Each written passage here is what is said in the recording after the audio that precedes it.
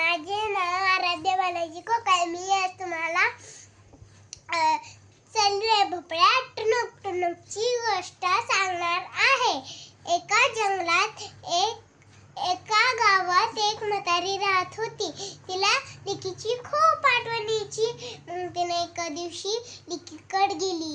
जाताना तिला वाघ भेटला.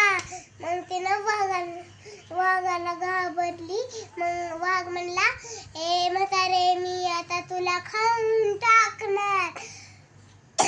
मग म्हातारी म्हणती,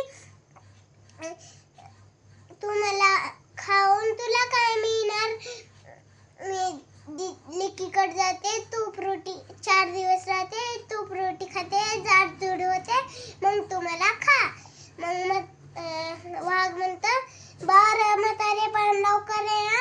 मग म्हातारी म्हणती बरं. मग पुढे जाते. तिला वाटेत भेटतो कोल्हा.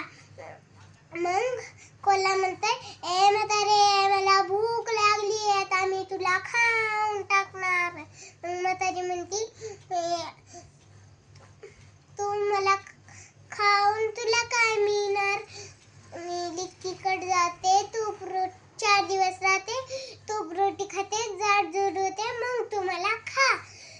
ठीक आहे म्हातारे म्हणते आणि लवकर ये म्हणते. म्हातारी म्हणती बर. मग म्हातारी जाते. मग 4 दिवस ती राहती, तूप रोटी खाती आणि जाडजूड होती. आणि मग लिकीला सांगते, जंगलात खूप प्राणी राहतात, वाईट भीती वाटते मला. मग मी काय करू म्हणते म्हातारी. मग लेक म्हणते, थांब, मी काहीतरी विचार करते.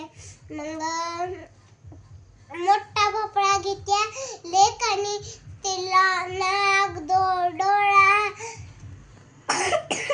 आणि तोंड कापत्या आणि त्याला मग तिच्या आईला बसवती. मग म्हातारी जाती.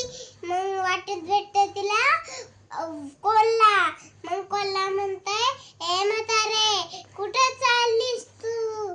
ए भोपळा, तुला एक म्हातारी दिसली का?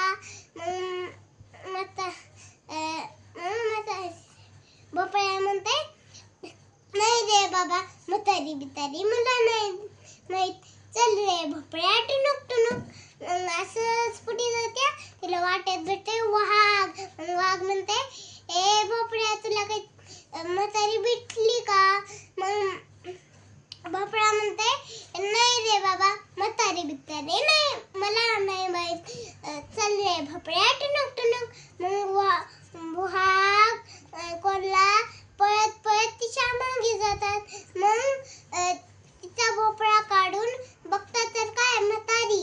मग म्हातारी म्हणती, अरे माझं डोकं कोण खाणार? मग कोल्हा म्हणते, मी खाणार. मग वाघ म्हणते, मी खाणार. नाही, मी खाणार. दोघांची मग भांडण होते. आता वाघाची आणि कोल्ह्याची भांडण होते. मग म्हातारी भोपळ्यात बसून निघाली आणि पोचली घरी. मग तिनं व्यक्ती केली म्हणून छान डोक्यात व्यक्ती आली, तिच्या आयडिया आली.